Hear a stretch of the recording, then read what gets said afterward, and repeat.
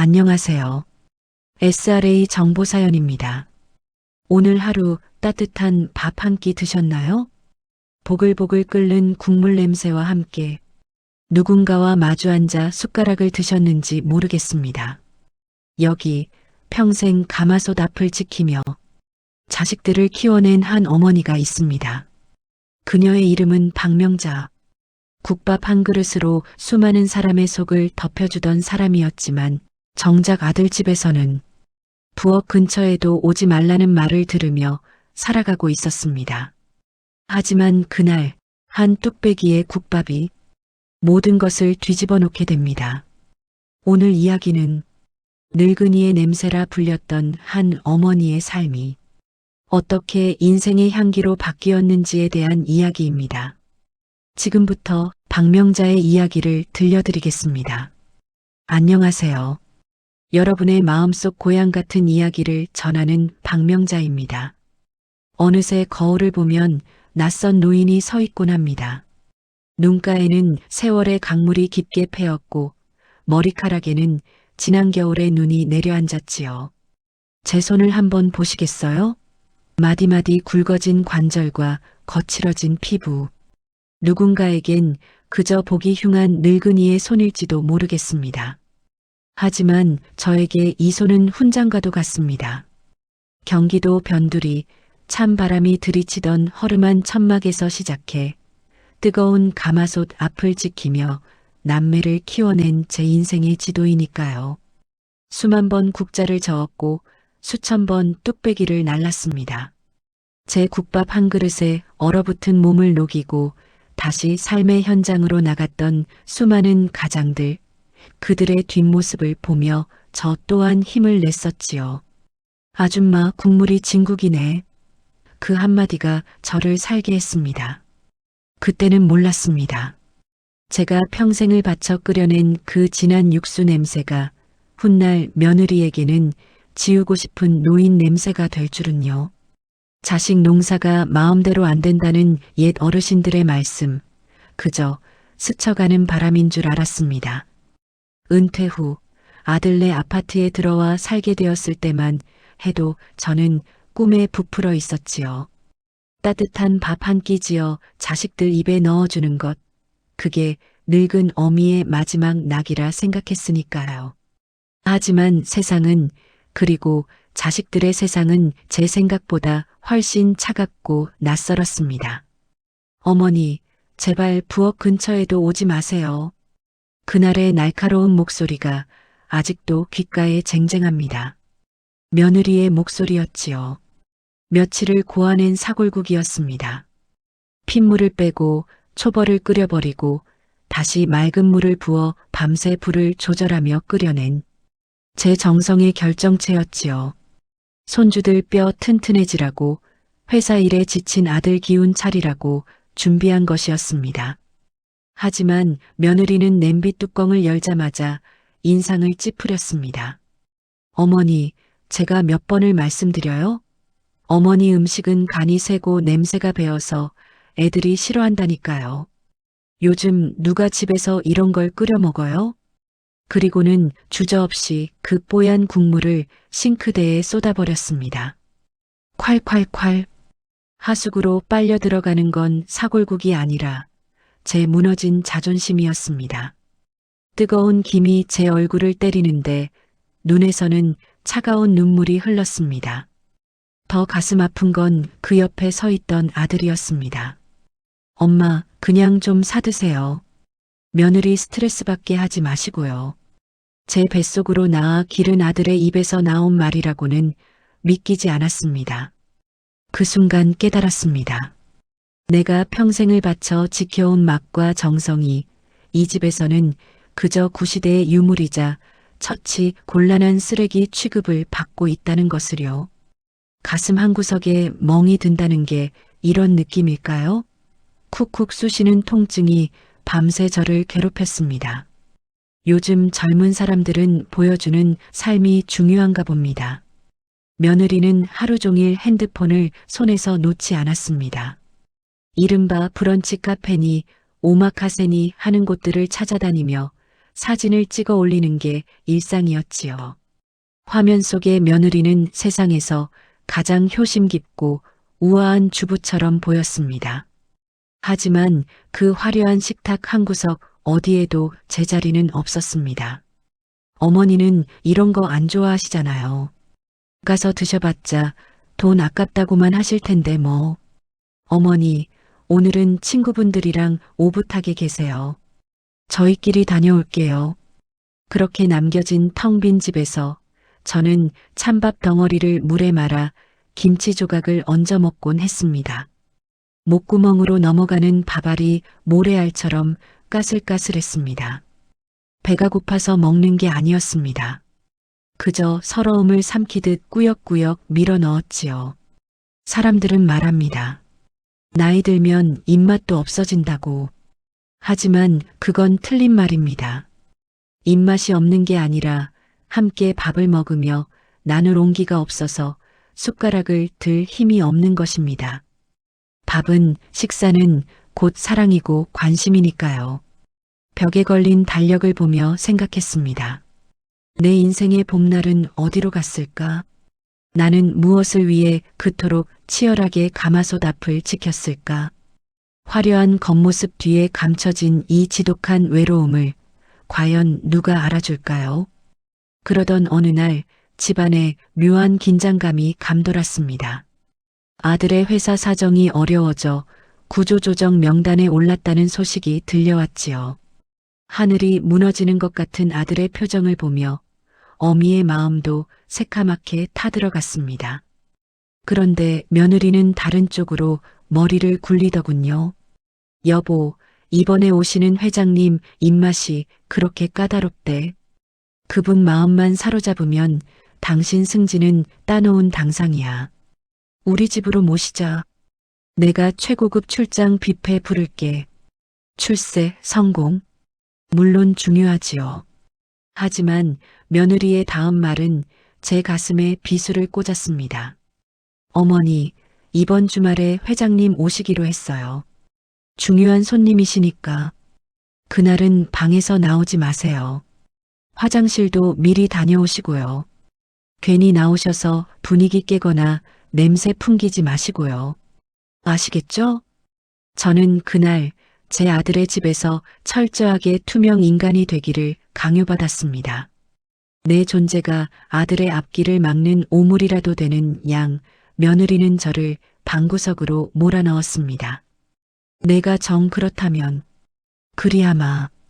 힘없이 대답하고 돌아선 제 등 뒤로 며느리의 안도하는 한숨 소리가 들렸습니다. 참으로 서글픈 세상입니다. 부모의 헌신을 걸음 삼아 자란 나무들이 이제는 그 뿌리가 늙고 추하다 하여 땅속 깊이 숨기려 드니 말입니다. 드디어 그날이 왔습니다. 아침부터 집안은 전쟁터 같았습니다. 며느리는 유명 호텔 출신 셰프들을 불러 음식을 차리게 했고 집안 곳곳을 화려한 꽃으로 장식했습니다. 저는 약속대로 방문을 걸어 잠그고 숨죽여 있었습니다. 문 하나를 사이에 두고 거실은 축제였고 제 방은 감옥이었습니다. 달그락거리는 접시 소리, 와, 음식이 예술이네요. 하며 감탄하는 소리들이 벽을 타고 넘어왔습니다. 화려한 뷔페 음식 냄새가 문틈으로 스며들어왔지만 전혀 식욕이 동하지 않았습니다. 오히려 속이 울렁거렸지요. 저 음식들 속에 진심이라는 조미료가 들어있기는 할까? 겉만 번지르르한 빈 껍데기 같은 풍경이 눈에 선했습니다. 방구석에 놓인 낡은 진보다리를 풀어보았습니다. 그 속에는 제가 젊은 시절부터 아껴온 무쇠 뚝배기 하나가 신문지에 쌓여 있었습니다. 세월의 때가 묻어 반질반질한 그 뚝배기. 제 인생의 전부였던 그 그릇을 어루만지며 저는 생각했습니다. 세상이 아무리 변해도 사람 입맛은 그리고 사람 마음은 결국 진심을 향하게 되어 있다.